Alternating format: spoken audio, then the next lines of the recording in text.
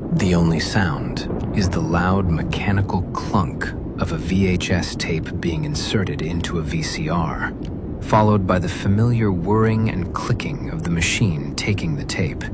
The screen is black, then cuts to a solid blue screen. White, blocky, sans serif text appears. A timestamp. Welcome to Sleepy Echoes. Welcome to Sleepy Echoes Unwind, where the night remembers old stories. Tonight, we journey into a place where shadows linger and forgotten whispers rise with the dark. Now light your lanterns, slow your breathing, and let us drift together into the hush of the night. July 5th, 1988. The colors bleed at the edges. The camera is shaky, clearly handheld, held by someone walking. The sound is muffled, dominated by the crunch of feet on a gravel path and the distant chirping of birds. The view is of a sun-drenched public park. A faded wooden sign reads, Oak Creek Municipal Park. The camera pans slowly across a row of empty swing sets, their chains glinting in the sun. It lingers on a particular swing, the one with the red seat, which is moving almost imperceptibly, though there is no wind. The camera holder takes a few steps closer. They stop. For a few seconds, nothing happens. Just the quiet hum of the world on a summer afternoon, filtered through cheap magnetic tape. Then, a whisper. It's so quiet, it's almost part of the tape hiss. A dry, genderless voice right next to the microphone. Check the slide. Then pans away from the swings. The movement is now more deliberate.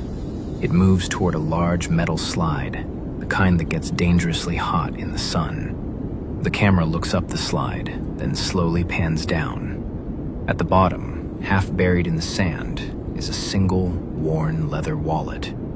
The camera zooms in, the focus wavering. It holds on the wallet for a long, uncomfortable moment. Then the footage cuts to static. Audio log 1.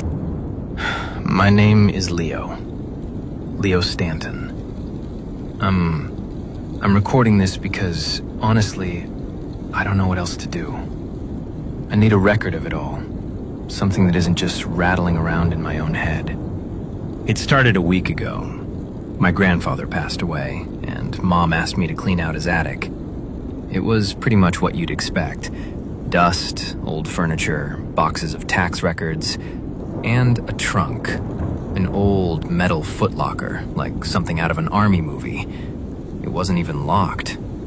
Inside, under a bunch of yellowed newspapers, were the tapes. 14 of them. Standard VHS. No labels, just black plastic with the brand names worn off. I should have just thrown them out. I almost did. But I've got this old VCR TV combo in my workshop. A relic I keep for nostalgia's sake. I don't know why.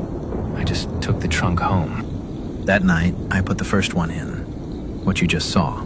That was it. Oak Creek Park. My family used to go there all the time when I was a kid. Birthdays, 4th of July, you name it. I remember that slide. Burned my legs on it more times than I can count. But here's the thing. I was born in 1996. The tape is dated 1988. 8 years before I even existed. My first thought, okay, weird coincidence. Maybe Grandpa just liked filming parks. But the wallet, I didn't think much of it at first. And then there was the whisper. I had to crank the volume all the way up, use headphones, but it's there. Check the slide. It says it right before the camera pans over, like a command. I was unsettled, sure, but it felt like a weird one-off thing, a prank maybe. Something my grandpa recorded over an old movie. So I put in the next tape. I wish I hadn't. Tape 2. July 12th, 1988. The footage is darker this time, but still clearly a summer day. It's inside a building, the telltale signs of a local library. Rows of books, the distinct pattern of the industrial carpet. The camera moves slowly down an aisle labeled Fiction, M to R. The quality is poor, with lines of tracking noise periodically scrolling up the screen. The camera holder is walking with a steady, searching gait.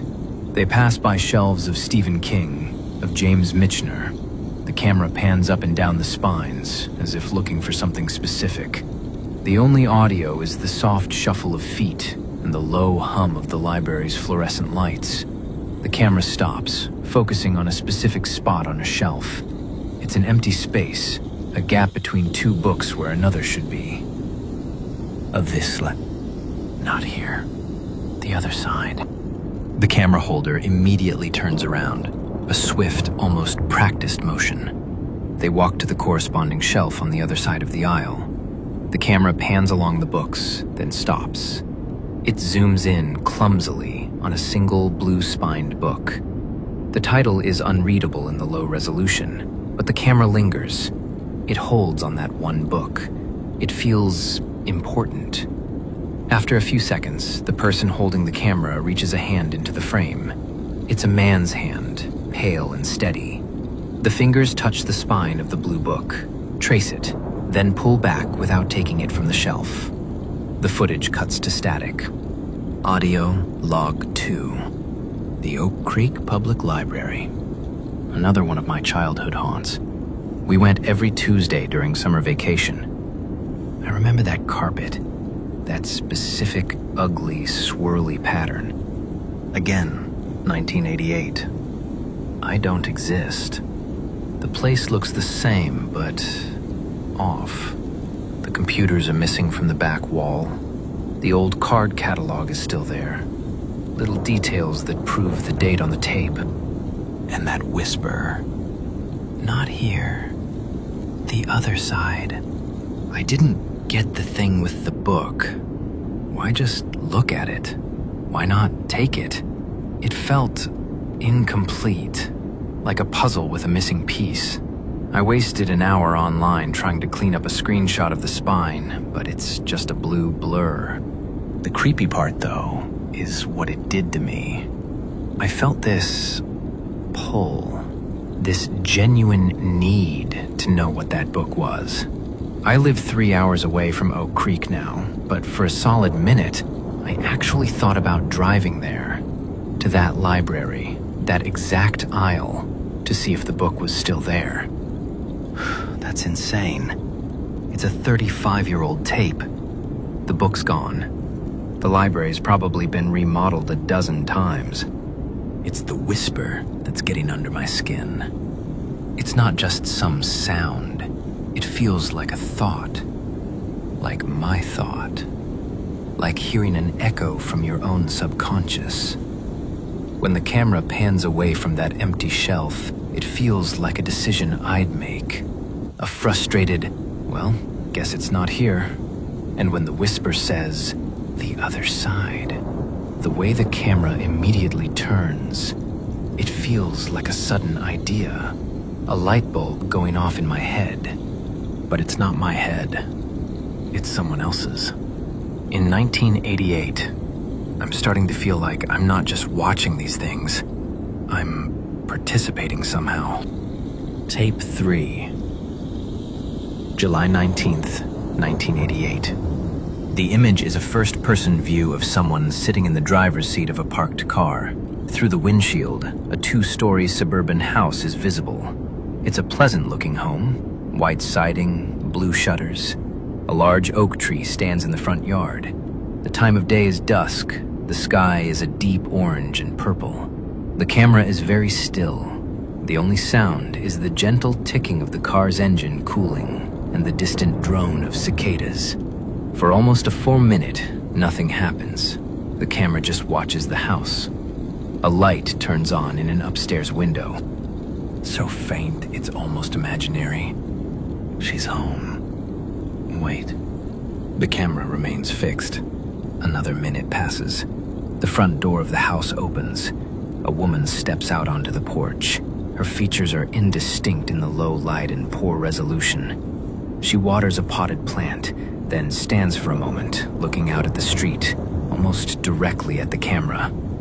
The camera holder doesn't move, doesn't even seem to breathe. The woman goes back inside, and the door closes. The camera stays on the house. Go for a drive.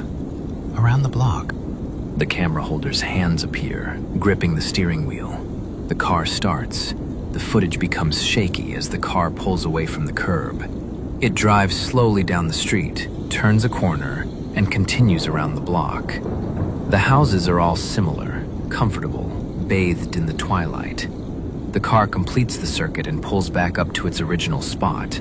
The view is once again centered on the White House. Everything is the same as before. That's enough for today. The key footage goes black, but the audio continues for a few more seconds, capturing the sound of a car door opening and closing before the tape ends in a burst of static. Audio log 3. That was my house.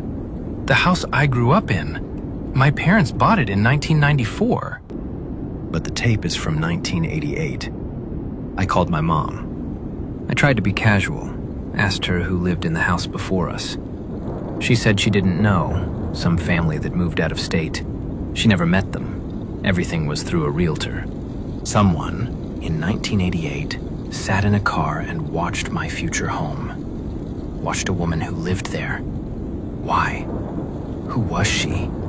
Who was he, the cameraman? It felt obsessive, like I was watching a stalker. But the whispers, they weren't malicious. She's home. Wait. It didn't feel predatory. It felt patient. Go for a drive. That's enough for today. It felt like a routine, a discipline, like someone was training themselves, or being trained. This is where the fear really started. This isn't a coincidence anymore. It's not just random places from my childhood. It's my home. Before it was my home. And it's the first time I tried to fight it. As I watched the car drive around the block, I was thinking, turn left, don't go back, just drive away. I focused on it, tried to will the driver to do something different, but the car just followed its path, a slow, perfect circle, right back to where it started. My thoughts didn't matter. The decision was already made, already recorded. And that last whisper, that's enough for today, felt like a dismissal, like I was being told to stop watching. The thought wasn't mine. I wanted to see more. I wanted to know what happened next. But the tape ended. My choice was totally irrelevant. Tape 4. July 26th, 1988. The footage opens inside a convenience store. A King Quick logo is visible on the glass door. The camera seems to be held at chest height, making the perspective slightly low. The holder is browsing the snack aisle. The shelves are stocked with era-specific candy bars and chip bags, brands and packaging that haven't existed for decades. The camera pans across the selection slowly, indecisively. It lingers on a bag of potato chips, then on a chocolate bar. Takes a step back, as if to see the whole aisle. They are clearly trying to make a choice. The chips, not the candy.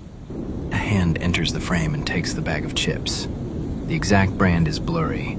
The hand hesitates for a second, holding the bag. And the soda, the red can. The camera turns and walks towards the coolers at the back of the store. It pans across the glass doors, showing rows of soda cans. It stops at a cooler filled with red cans of Coca-Cola Classic.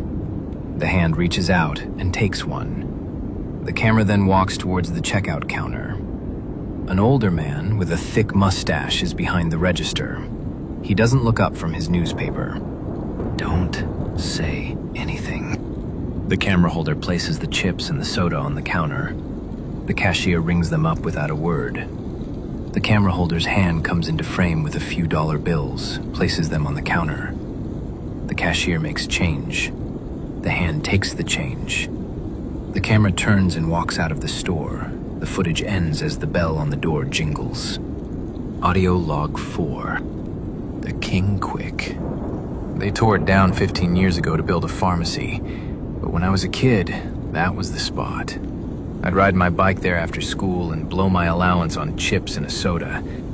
My order was always the same: barbecue chips and a Coke. Always. The tape showed someone buying barbecue chips and a Coke. The chips, not the candy. Every time I went in there, I had that exact same internal debate. Should I get something different? A chocolate bar? Nah, stick with what you like. The chips. And the soda, the red can. Same thing. Maybe a different flavor? No, just get the Coke. Don't say anything. I was a shy kid. I never made small talk with the cashier. Just put my stuff on the counter, paid, and left. Exactly like the person in the video. This tape felt different. It wasn't about a place. It was about me, my habits, my tiny, insignificant little choices. Recorded on a tape 8 years before I was born. I feel sick. It's like my whole life, my whole personality, is just a playback of a script I never wrote. Am I shy because I'm shy? Or because the guy on this tape was shy and I'm just copying him? Is my favorite snack my favorite because I actually like the taste? Or because some whisper on a 35-year-old tape said, the chips, not the candy?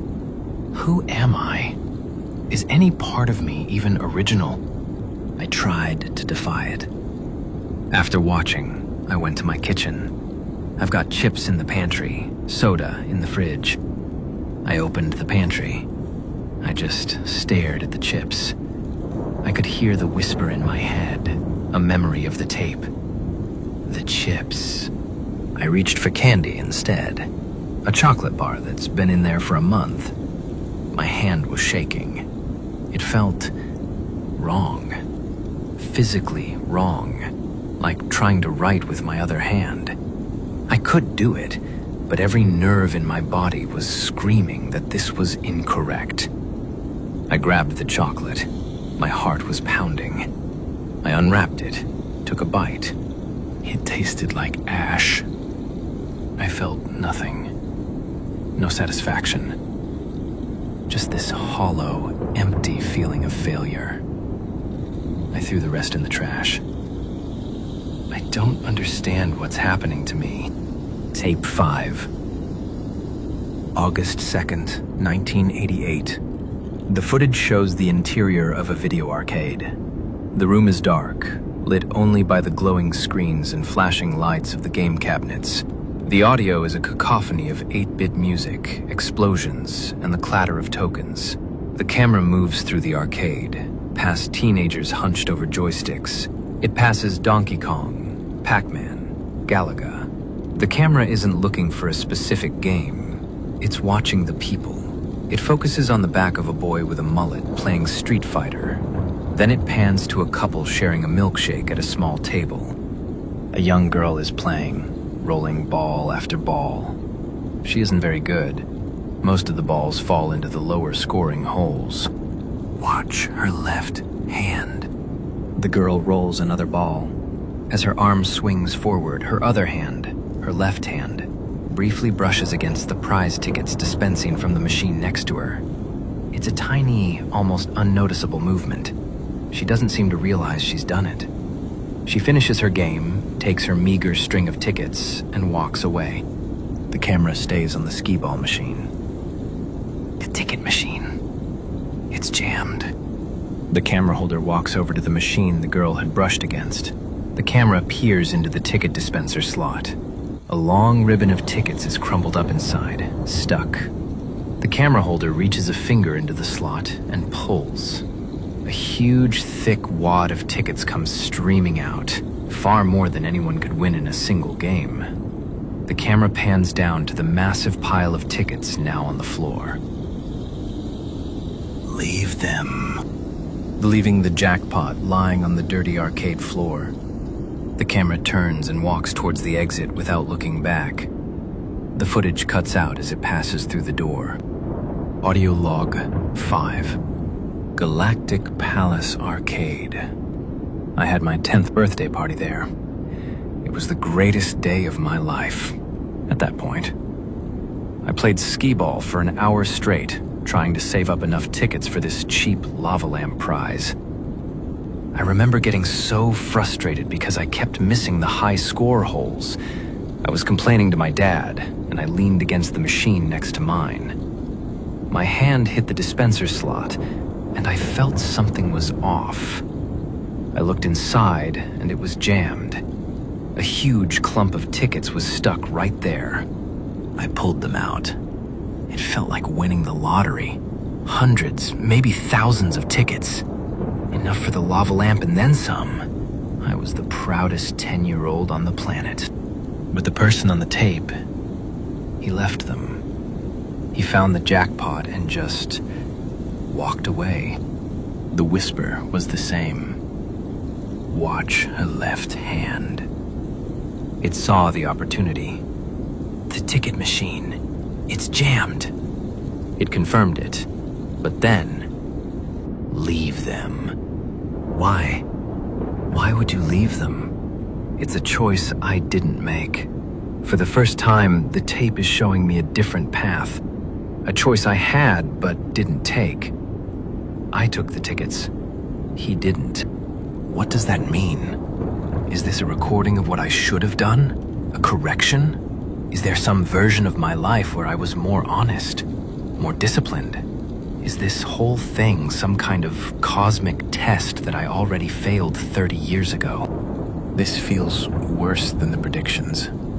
Predicting my choices implied my path was fixed. This implies my path was wrong. That I made a mistake. That a better version of me exists on this tape. A version who wasn't a petty little thief. I feel judged. I feel like my memories are being rewritten into a story about my own failures. And just like that, the pride I had about that lava lamp, it just curdled into shame. I can't even look at it. It's still in a box in my closet, and now it feels like evidence from a crime I didn't know I was committing. Tape 6. August 9th, 1988. The view is from the back of a classroom. It's empty. Sunlight streams through the large windows, illuminating dust motes dancing in the air. Desks are arranged in neat rows. A large green chalkboard covers the front wall.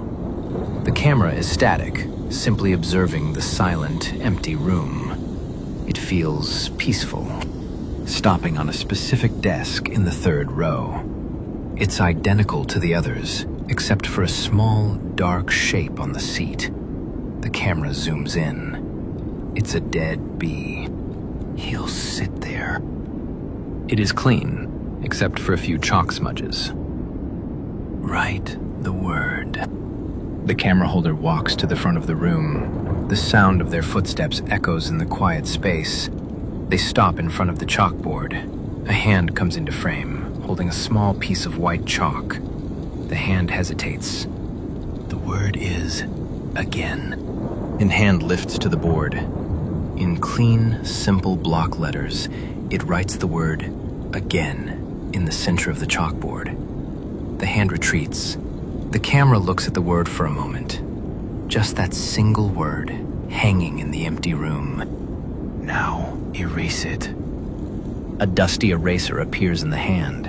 It wipes the board clean, leaving a ghostly white cloud where the word was. The camera pans back across the room, past the desk with the dead bee, and settles on the door. It holds the shot for 10 seconds. The footage cuts. Audio log 6. 3rd grade.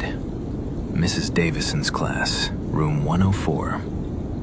That was my desk. 3rd row, second from the window. I remember that bee. First day of school, I went to sit down and there was a dead bee on my chair. I completely freaked out. I thought it was a bad omen or something. I made the teacher move me to a different desk for the rest of the year. He'll sit there. It knew that was my assigned seat. But the word, again, written and then immediately erased. What does that mean? Repetition? A loop? Am I doing all this over again? Is this my life, or am I just a rerun of his? This one feels like a direct message. It wasn't just watching or predicting, it was an action, a statement. Writing a word and then wiping it away is symbolic. It's about something that exists for only a moment and then vanishes, leaving just a faint trace. A memory. Am I the ghost? Am I the faint trace left behind by this guy from 1988? Or is he the ghost, leaving these breadcrumbs for me to find? The act of erasing it is what's really haunting me. It's like the message isn't for everyone. It was just for the person in that room, at that moment. And now, for me, a secret passed between the cameraman and the viewer. A secret that says, what? That this has all happened before? That it's all going to happen again? I feel like I'm in a loop. Cleaning out the attic, finding the tapes, watching them, recording these logs. It doesn't feel like I'm moving forward anymore. It feels like a circle, and the tapes are just the landmarks I pass each time. Again. Tape 7. August 16th, 1988. The camera is pointed at a telephone. A classic beige push-button phone sitting on a small wooden table in a hallway. The coiled cord is tangled. The lighting is dim. The camera is extremely still, as if mounted on a tripod. For 30 seconds, the scene is silent and motionless. Then, the phone rings. It's a loud, shrill, electronic bring that feels jarring in the quiet. Let it ring. A fourth. 3 more times. A fifth. A sixth. A seventh time. Then it stops. Silence returns to the hallway. The camera remains on the phone for another full minute, waiting. Nothing happens. He knows you know. Like a distortion or a warp in the tape itself, lasting for only a second. It sounds almost like a chuckle, but twisted and inhuman. Immediately after the sound, the footage violently distorts, filled with static and tracking errors, and then cuts to black. Audio log 7. I don't know what that was. I don't know what any of this is. He knows you know. Who knows I know? Who is he? The person on the other end of the line? The cameraman? Or is the whisper talking about someone else? Is it talking to me? Is it telling me that someone, somewhere, knows I'm watching these tapes? The fear is different now. It's not just about nostalgia or free will anymore. This feels like I've stumbled into a conversation I was never meant to hear. Like I am an active participant in something that happened in 1988. I called the phone number for my old house, the one my parents had for 20 years. A robot voice told me the number was no longer in service. Of course it's not. But I remember. I remember being a teenager, home alone, and the phone would ring. I had caller ID, but it would just say, unknown. I'd be in my room and just listen to it ring. I had this stupid rule. I'd let it ring 7 times. If they really wanted me, they'd leave a message. They never did. It happened maybe a dozen times over the years. I always figured it was just a wrong number. 7 rings. 3 more times. The tape let it ring exactly 7 times. He knows you know. This has to be for me. This tape can't be for anyone else. It's a message sent 35 years into the past, delivered directly to me in my workshop in the middle of the night. It's impossible. And yet, it's happening. And that sound, that distorted chuckle, that wasn't the whisper, it was something else. Something on the tape that wasn't supposed to be there. It felt wrong, like the tape itself was breaking, like the reality of the recording was tearing at the seams. I'm halfway through. 7 down, 7 to go. I should stop. I know I should just burn these cassettes and pretend this never happened. But I can't. Because he knows I know. And stopping now feels more dangerous than continuing. I have to see what's on the next tape. I have to know. Tape 8. August 23rd, 1988. The footage is blurry and chaotic. The camera is pointed down at a pair of legs, clad in jeans, walking quickly through a dense forest. The ground is covered in dead leaves and sticks that crunch loudly with every step. The sun is filtering through the canopy above, creating a strobing effect as the person moves. The audio is mostly heavy, panicked breathing, and the sound of the frantic footsteps. The person is running from something. The camera holder stumbles, and the view spins wildly, catching a glimpse of tree trunks and a patch of sky before steadying again. They keep running. Don't look back. The clearing, to the left, pushing through a thick bush. The branches scratch at the camera lens. They emerge into a small, sunlit clearing. In the center of the clearing is a single, large, moss-covered rock. The person runs to the rock and collapses behind it, their back against it. The camera is now pointed up at the trees on the other side of the clearing. The sound of running footsteps from behind them stops. Silence. The camera stays pointed at the trees, waiting. The heavy breathing slowly subsides. For a long moment, the woods are still. Then, from the direction the camera holder came from, a single twig snaps. The sound is loud and sharp in the silence. Towards the forest they just fled. The view is obscured by the rock they are hiding behind. Only a sliver of the woods is visible. I told you not to look. Audio log 8. The woods behind my middle school. We called it the Greenway. Kids said it was haunted, that some old hermit lived out there. We'd dare each other to go in, to try and find his cabin. I never did. I was always too scared. This tape, this was just pure terror. No slow build-up, just running. The panic felt real. My own heart was racing as I watched, my breath catching in my throat. Don't look back. It's a classic horror movie line, right?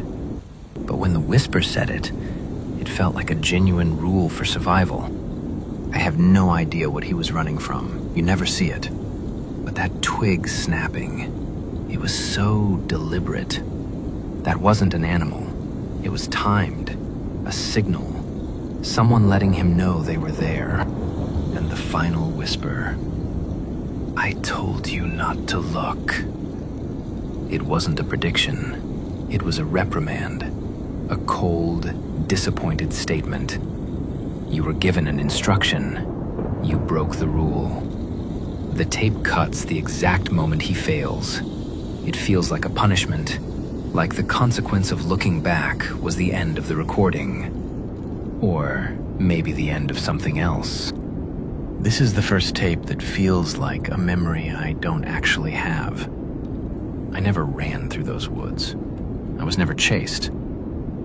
So who is this? If it's not my past, what is it? A warning about my future? Am I going to be chased through a forest? Or is it just a memory from the cameraman's life? Something that happened to him that has nothing to do with me? If so, why show it to me? Everything else has been so personal, so tied to my life. This one's an outlier. Unless the fear is the point. Maybe this tape wasn't about showing me a place, but about making me feel the specific terror that he felt. Sharing the experience of being hunted. To remind me that there are rules, and that I, the viewer, am just as likely to break them. When I was scanning the screen, trying to see what was in the woods, Was I looking back, too? Was that reprimand for him, or was it for me? Tape 9. August 30th, 1988. The setting is a child's bedroom. The walls are light blue, adorned with glow-in-the-dark star stickers. A small bed with a race car-themed comforter is against one wall. A toy chest is overflowing with stuffed animals and plastic action figures. The camera pans slowly around the room, taking in the details with an almost tender quality. It feels like a parent documenting their child's space. Wooden desk is a drawing, done in crayon on lined paper. It depicts two stick figures, one large and one small, holding hands under a smiling sun. The camera zooms in on the drawing. This one is mine. The closet door is slightly ajar. The camera moves closer, pushing the door open. It's dark inside. The camera looks down at the floor of the closet. In the back corner, tucked behind a pair of small sneakers, is a single, unlabeled VHS tape. It looks identical to the ones being watched. He won't find it for a long time. The door until it's just slightly ajar again, exactly as it was before. It pans back to the drawing on the desk, lingers on it for a moment, and then the footage cuts. Audio log 9. That was my bedroom. My room from when I was 5. I remember that race car bedspread. I remember those stupid star stickers on the ceiling. I remember making that exact drawing. It was a picture of me and my dad. My blood just ran cold.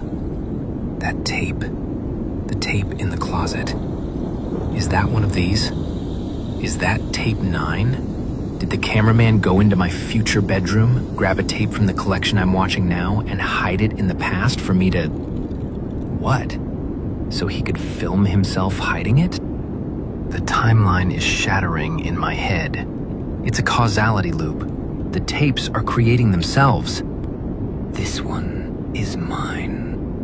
What did the whisper mean? The drawing? The memory? Is he claiming my childhood as his own? He won't find it for a long time. He, as in me, Leo, the little boy who lives in that room, the man watching this tape right now. And I didn't find them for a long time. I found them last week, in my grandfather's attic. But the tape in the video wasn't in an attic. It was in my closet.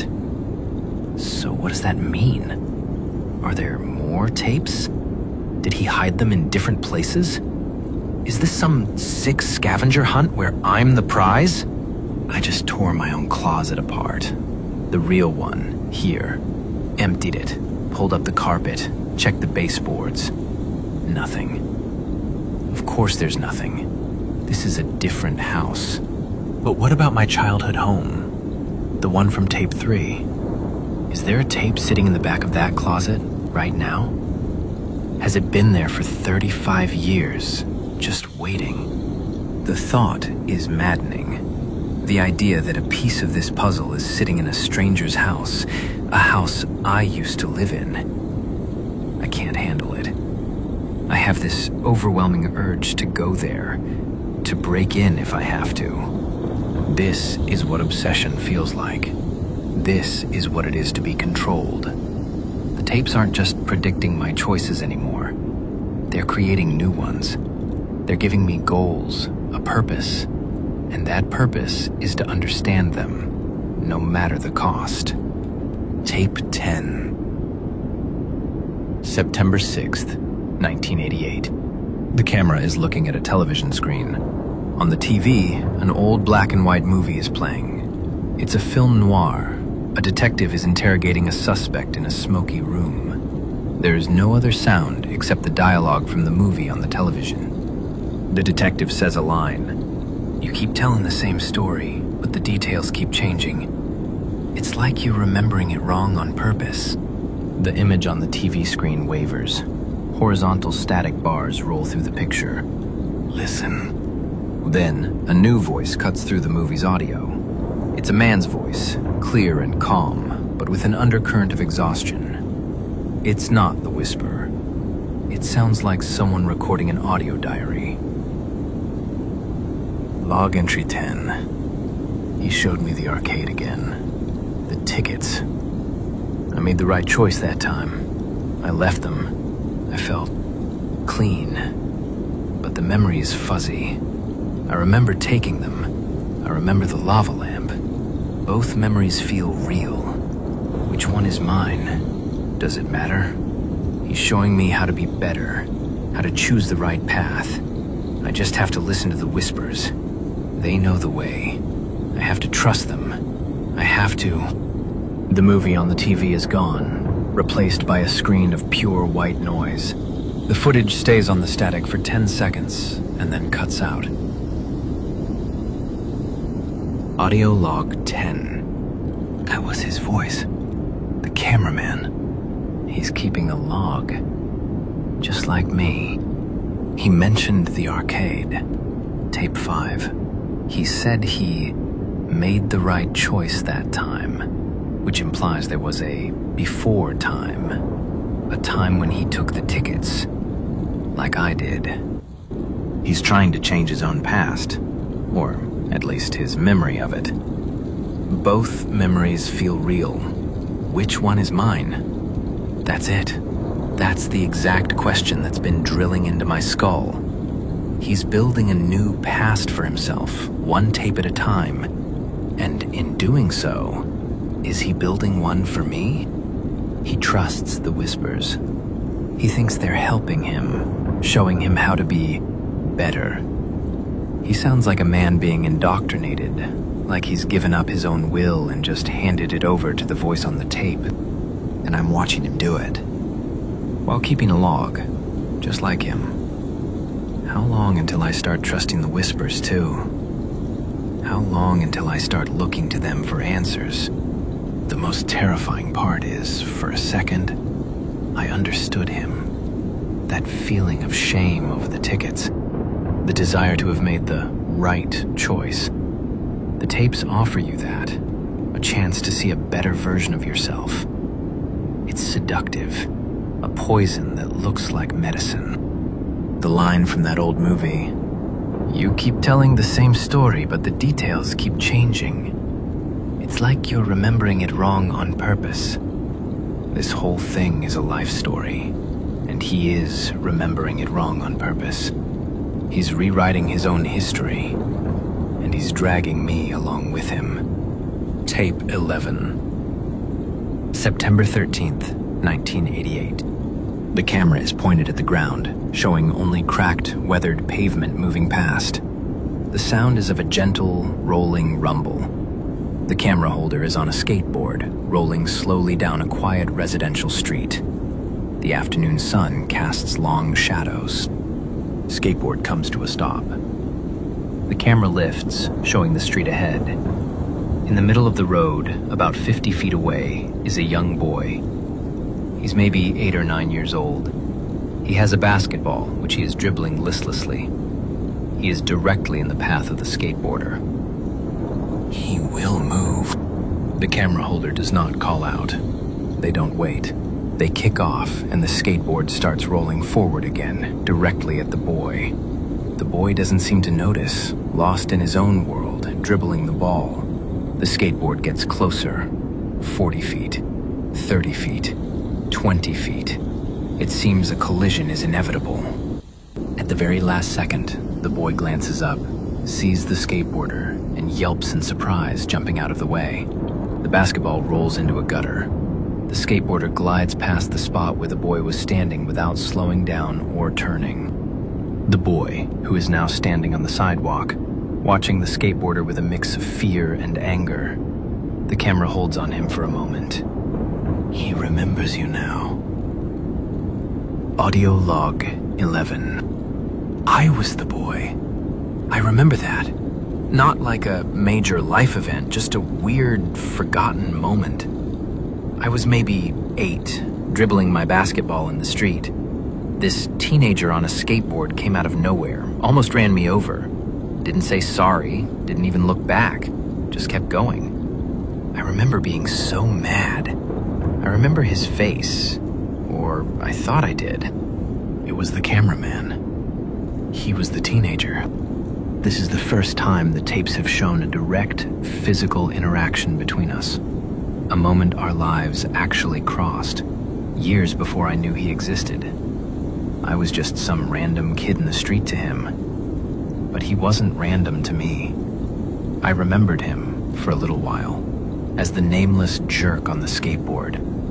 He will move. The whisper's certainty is absolute. It's not a guess. It's a fact from the future. It knew I'd get out of the way. The cameraman didn't have to worry, didn't have to slow down. He could put his complete faith in the whisper, and reality would just bend to fit. That's not prediction. That's control.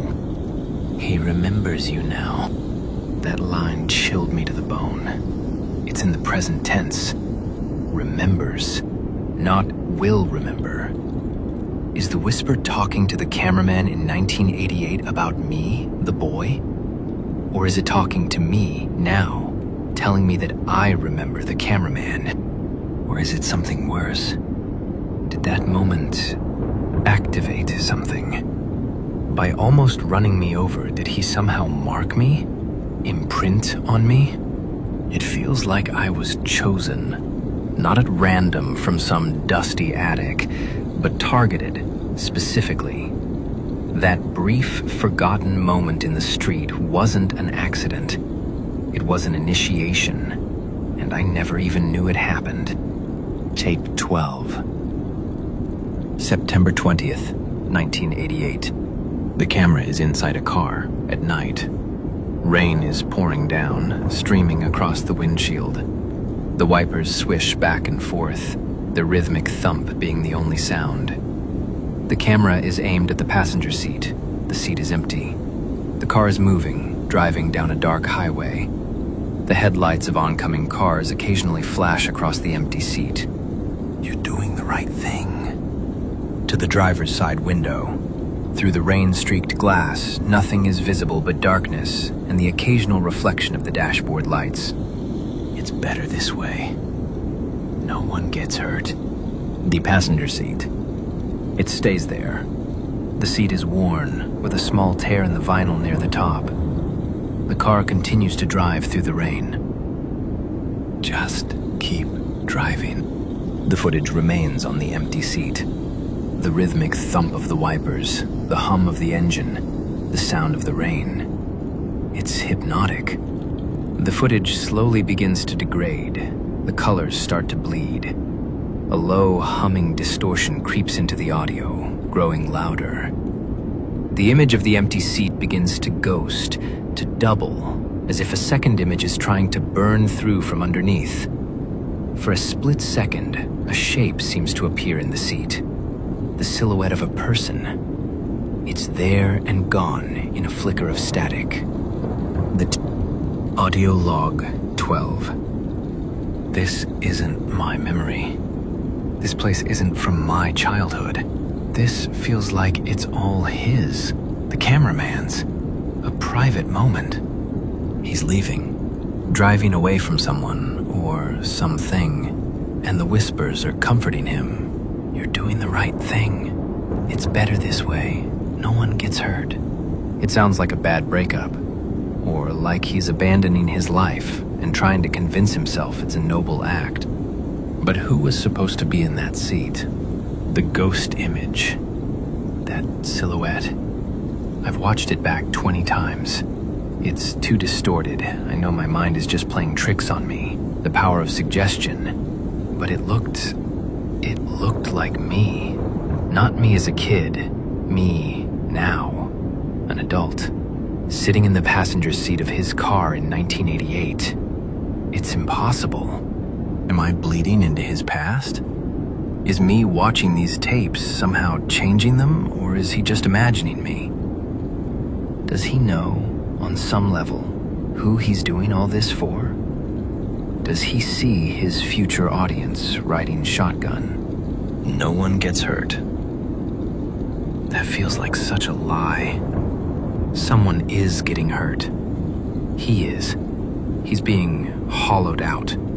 his will replaced by whispers. And I am too. I'm becoming unmoored from my own life. I'm not sleeping. I'm barely eating. My world has shrunk to the size of this workbench. It feels true, though. I'm in the car with him. We're on this journey together. And he's the one behind the wheel. Tape 13. September 27th, 1988. The footage is of a television screen. It is currently off. The reflection on the dark glass is visible. It shows a dimly lit room, a lamp, a chair, and the faint outline of the person holding the camera. They are just a dark shape, their features completely obscured. A hand reaches out and turns the television on. It's not a remote. The hand physically turns a knob on the set. The screen flickers to life. It's tuned to a news broadcast. A local news anchor is speaking. And in local news, Oak Creek police are asking for the public's help. A car registered to 24-year-old college student was found abandoned this morning near the old quarry. The man has not been seen or heard from in over a week.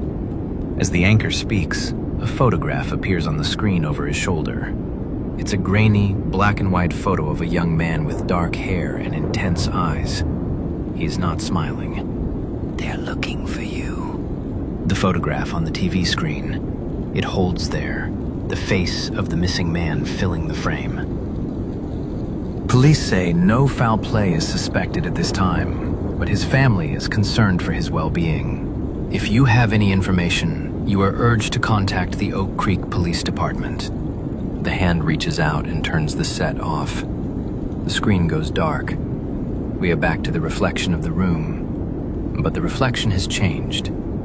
In the dark glass of the TV, the silhouette of the cameraman is still there, but now another figure is reflected standing behind him. A tall, thin, featureless shadow. It has no face, no details. It is a void in the shape of a person. It puts a hand on the cameraman's shoulder. It's time for the last one.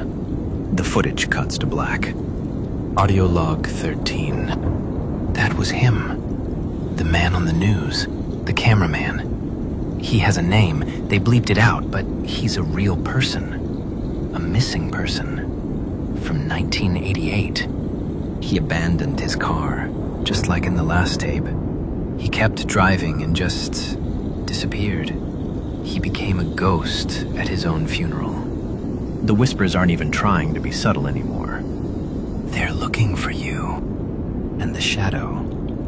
The figure in the reflection. What in God's name was that? It wasn't a person. It was a presence. The source of the whispers. The he from tape 7. The thing he was running from in the woods.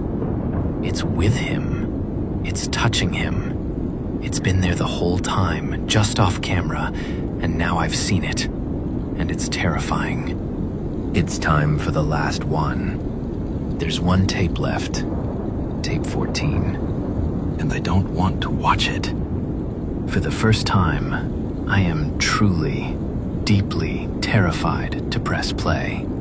Because this is the end of his story. The news report proves it. He vanishes. This is the tape that shows me how. Or why. And what happens to me when the tapes run out? Does it all just stop? Do I get my life back? Or does my story end right along with his? The shadow's words. It's time for the last one. That felt like it was for me, too. A final curtain call. I can feel that shadow in this room with me now. I know it's not rational, but I can feel it, standing right behind me. Its hand on my shoulder. I'm afraid to turn around. I'm afraid to look in a mirror. I think the tapes were a bridge, a way for that thing to get from his room in 1988 to my workshop today. And I'm the one who opened the door. I have to watch the last tape. I don't have a choice. Tape 14. There is no date, just the solid blue screen for a long 10-second count. The footage is different. It's not grainy 80s footage. It's modern, digital. It's shaky, handheld, filmed on a phone. The aspect ratio is vertical. The timestamp in the corner of the phone screen reads, May 28th, 2026, today. The camera is in a workshop. My workshop. It's pointed at a man sitting at a workbench, his back to the camera. He's wearing a gray hoodie. It's me. The phone camera is approaching me from behind, slowly, silently. On the workbench in front of me, I can see the VCR/TV combo unit. On its screen is the blue title card for Tape 14. I am sitting there, staring at it, hesitating. My audio recorder is next to it. I am about to watch the final tape. There is no whisper. Not at first. The only sound is the low hum of the electronics on the bench and my own quiet, steady breathing. The phone camera stops right behind my chair. It is looking over my shoulder. It is watching me watch the screen. I reach out. My hand on the screen moves towards the play button on the VCR. And then a new whisper. But it's not the same. It's not the dry, genderless voice from the tapes. It's my voice. It is the voice from my own audio logs, whispering from the phone's microphone. You have to see how it ends. Finger on the screen presses play. The image on the VCR and the footage begins to play. It shows a workshop. It shows a man in a gray hoodie from behind. It shows him watching a screen that shows him watching a screen. The back of my head. Closer, closer, until the frame is filled with my hair. Then it pushes closer still, as if trying to enter my skull. The image distorts, the audio screams, a digital shriek of feedback. The footage dissolves into a blinding, deafening wall of pure white static. Thank you for joining this moonlit journey. If you'd like to unwind with more tales each week, light your lantern and subscribe. For now, blow out your lantern. We shall meet again. Then it cuts to black. The video ends.